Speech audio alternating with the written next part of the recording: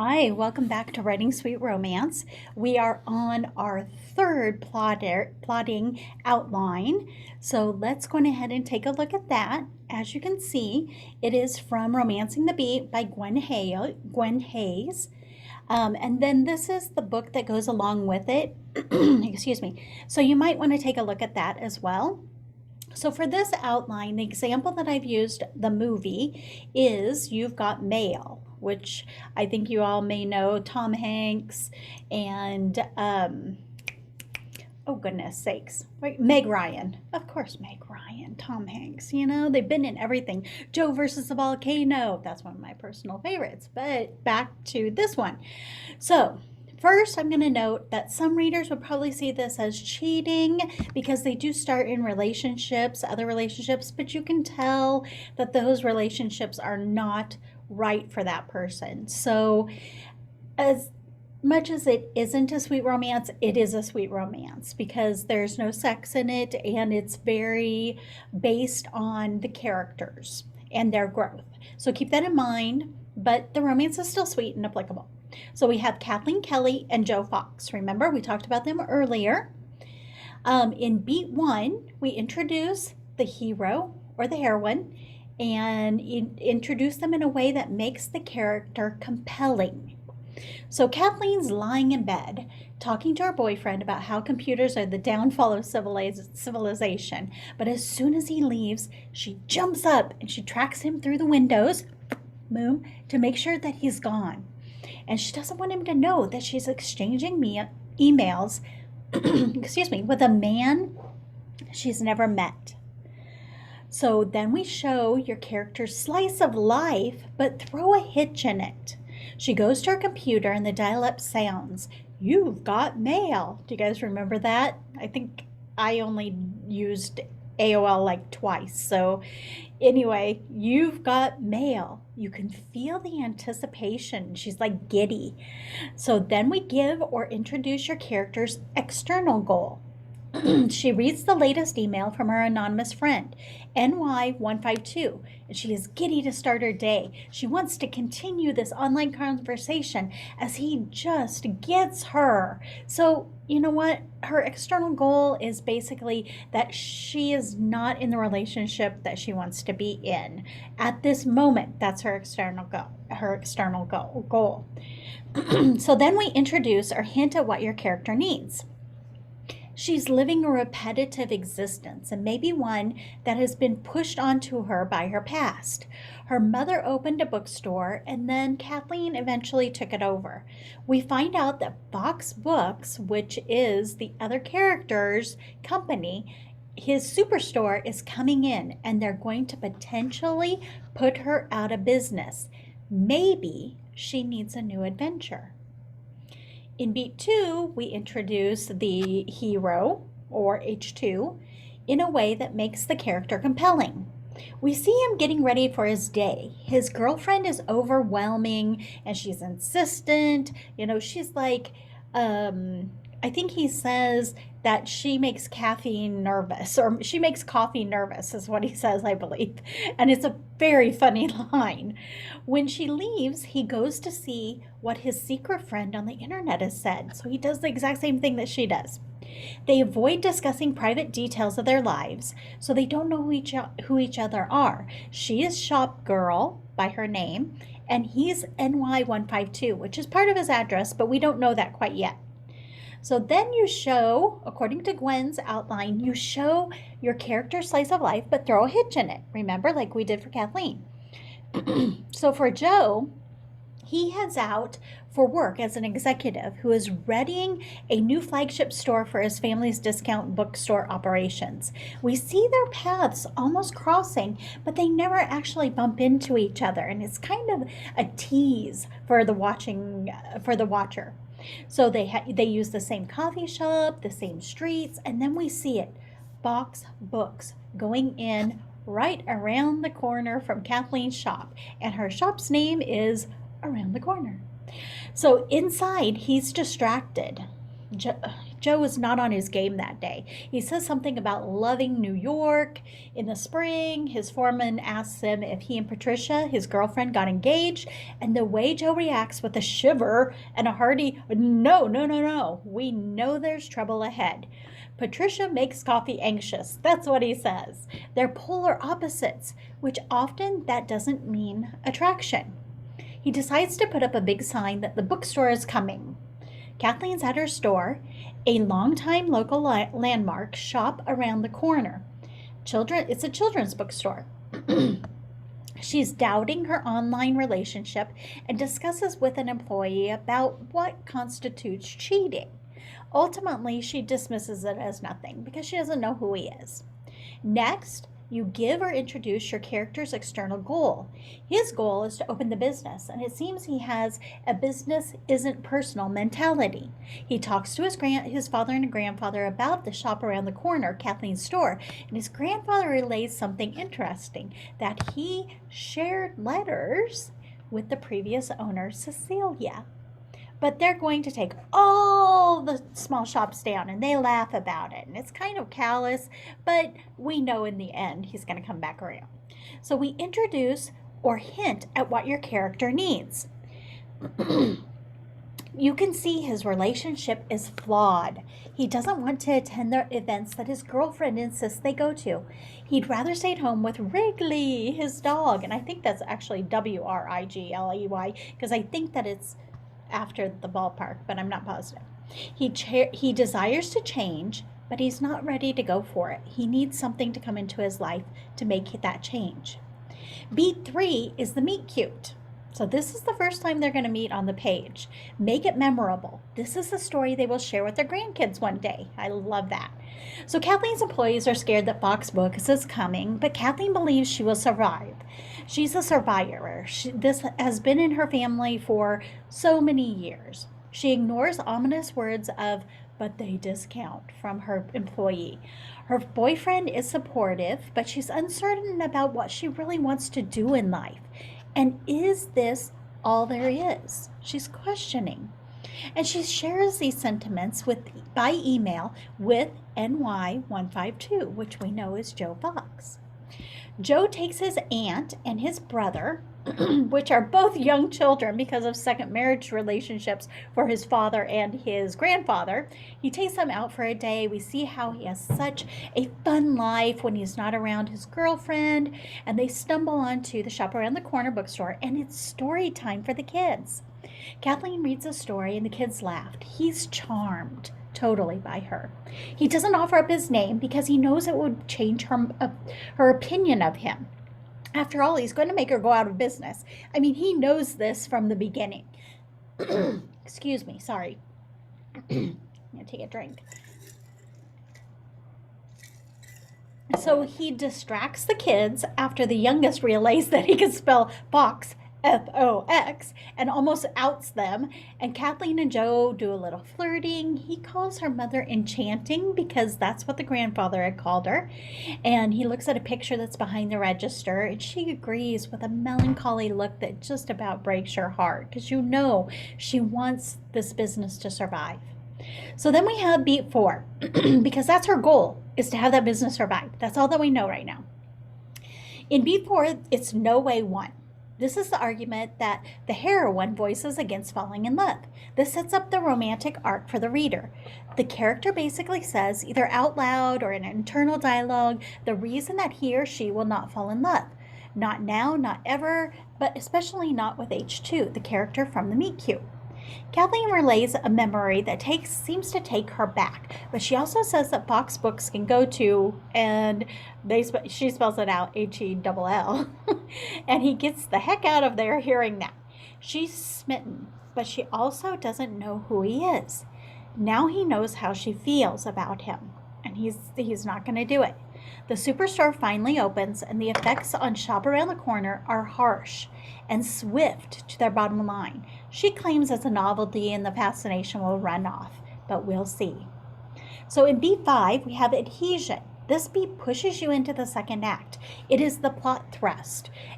Heroine and a hero cannot walk away from each other now, not until they see this conundrum through. This is where we make it very sticky, like lots of scenes where they're together and they're fighting with each other or they're entertaining each other. So Kathleen and the boyfriend go to a party. Joe Fox is there. He sees her and he tries to avoid her. Then he's short with her, and she's disappointed that she doesn't have a comeback to him. He also calls his live-in girlfriend his date, so we know his feelings are minimal at best. In beat 6, we restate the argument against love. When she realizes who it is, she's stunned.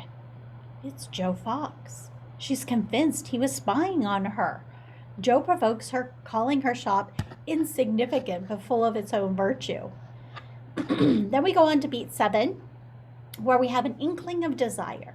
Begin attacking your character's false belief about what he or she stated in either No Way Beat 1 or No Way Beat 2. So back at home, unable to sleep, she gets online, and they discuss her inability to give comebacks to comments on the spot.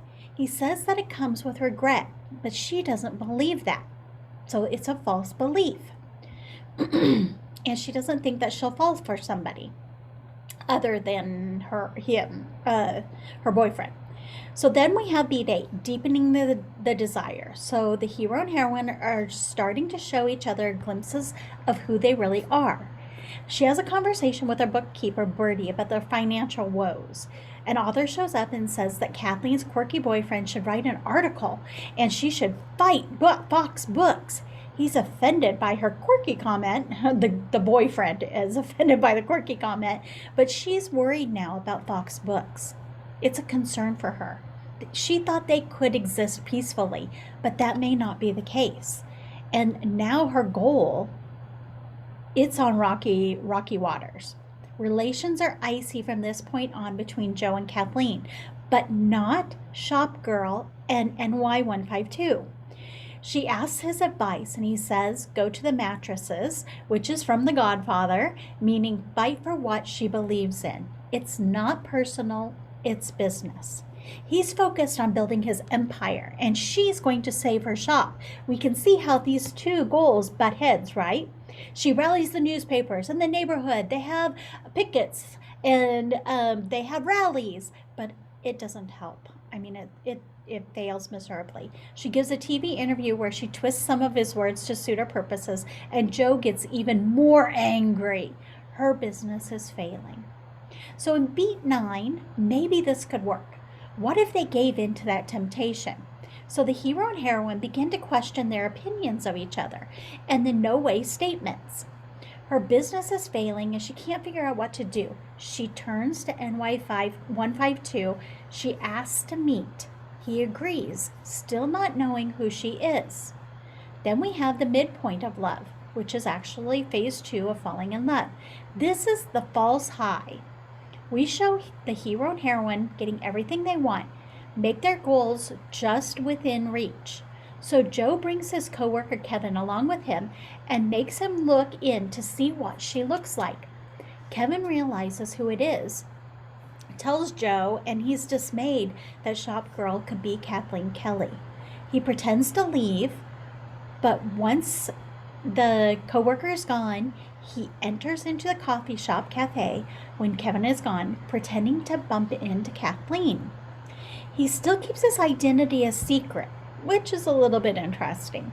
But he makes offhand comments about the book that she has in front of her and the fact that this guy stood her up, getting her goat. He likes to see a rise out of Kathleen, that's for sure. She ends up giving a dig to Joe that really hits home with, "You are nothing but a suit."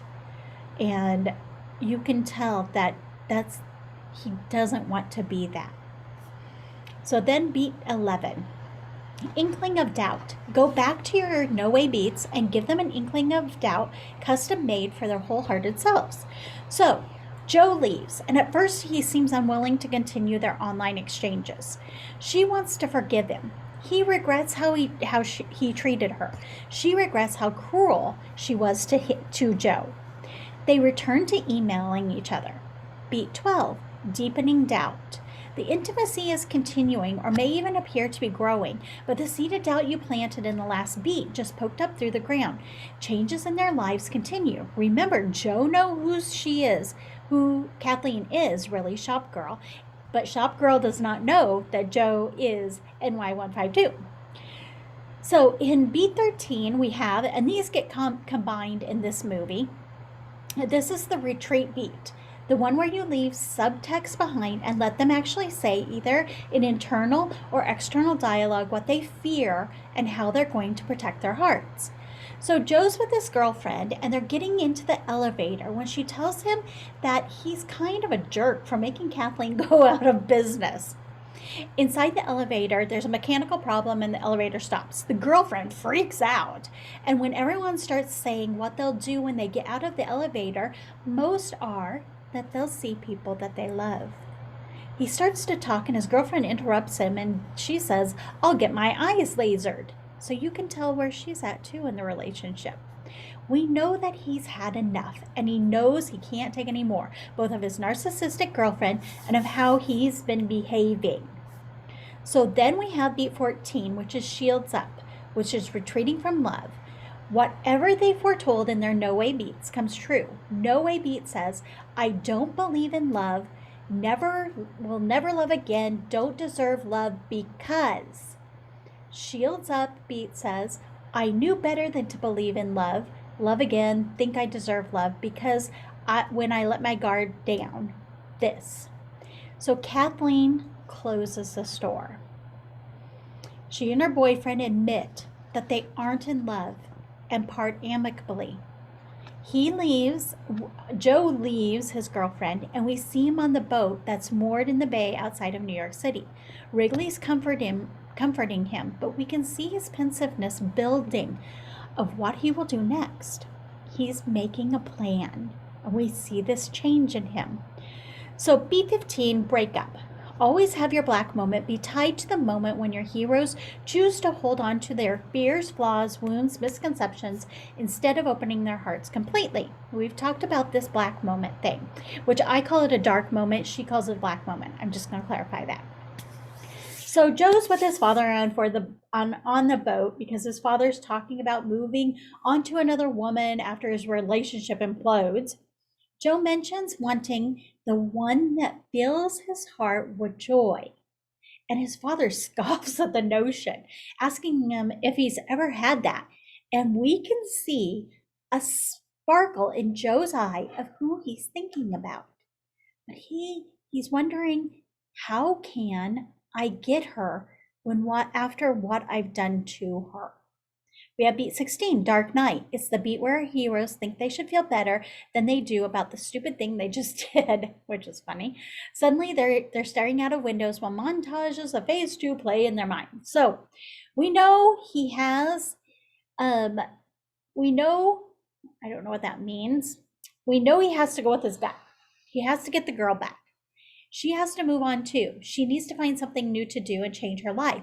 So they run into each other. In beat 17, he shows up at her house with flowers while she's sick, makes her some tea, gets her set in bed. This is the beat where they say, "This is the time I choose love over fear. I have been an idiot. I need to fix this." He's gonna fix it. So she admits she's crazy about this online guy but she doesn't say his address yet. And he has a moment where he touches her lips softly with his fingers. I'll tell you, it is amazing. It's not a kiss, but it's like more intimate than a kiss. We've already made it through the other levels of the eye to eye and the hand to hand kind of thing. So it's innocent and it stops her from disparaging him, which only makes them both feel bad. And we know in the end, she's still hurt and she needs time. So he courts her over a series of chance encounters at a coffee shop, in a farmer's market, lots of places. So in beat 18, the grand gesture, which we talked about. So phase 4, fighting for love. It's life or death now. He or she must be willing to put it all on the line now or risk losing the one thing they need to become wholehearted. So finally, Joe, he set it up. She'll meet her online mystery man, but he wants to see if she'll take him, Joe Fox, before that happens. So he stops her on the sidewalk after they have a lovely day out, laughing and talking. We can see they're meant together, and we're hoping that she gives in, but we kind of also know that she's not going to. So he asks her if she consider him instead of this NY152. They have a moment where they realize what a great match they'd be. They talk about they would never fight over what movie to watch. It's a very lovely, touching moment. But she still feels the need to meet this mystery man. She thinks she's head over heels with him, and she can't quite bring herself to forgive him yet. In Beat 19, we have that wholehearted look. They kiss and make up in this last beat, showing your reader that what wholehearted looks like for these two. You've put them through the ringer. This is your chance to make it up to them and your readers.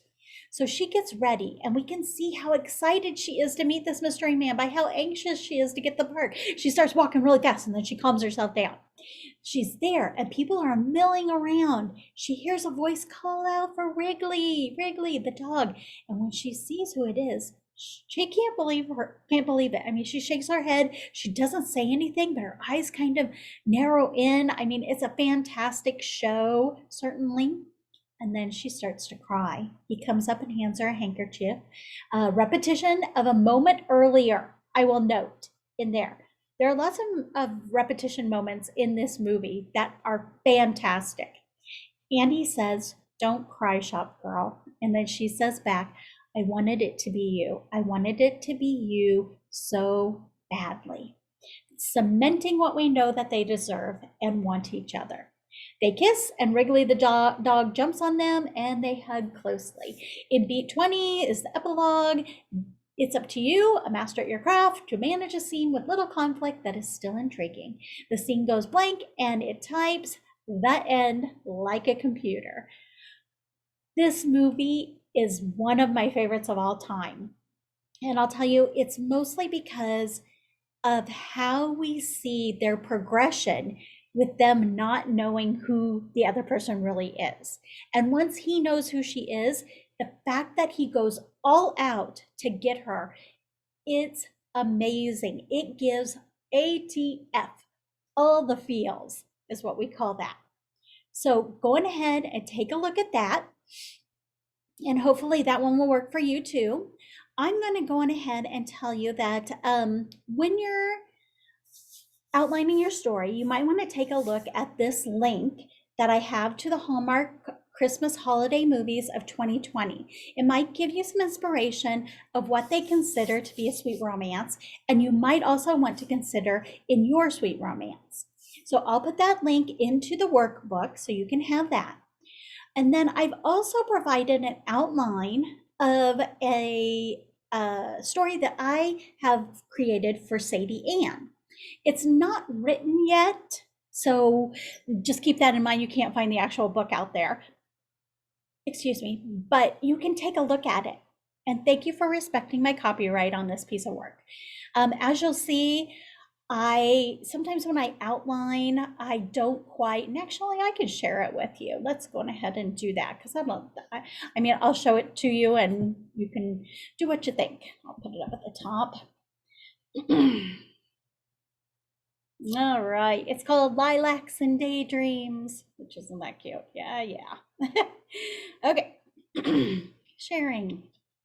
Sorry, I've been recording all day long, so my voice almost gone.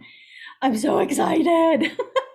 Okay, so this is Lilacs and Daydreams. I'm gonna put that right there. Actually, let's move this up here. There we go, boom. Okay, Lilacs and Daydreams. So this is Sugar Creek Romance, #1. I was supposed to have it released on this date. Unfortunately, it didn't. So you see the temporary blurb. She's not looking for love. He's only looking at her. But he's her brother's best friend, and that means trouble for both of them. So I write my blurbs out from the beginning so that it helps me to just give a foundation to my outline. But I used Gwen Hayes's outline, and I also did my goal, motivation, and conflict, as you can see on here for both the hero and the heroine. Other characters, I wrote them up a little bit too. The setting of where it's at, it's Sugar Creek, Nebraska. Imagine that, since I'm from Nebraska, in the prairie hills of southeast Nebraska, which is technically where I'm from. And then I start in with beat one. I don't really know why it's highlighted. I just realized that. I just opened it. So beat number one, I even give myself kind of a word count goal with it. So we have here Braden and his POV. We introduce him. I say when it is. Braden's moving a downed limb from a storm last night. Storms are the most exciting thing he gets around here.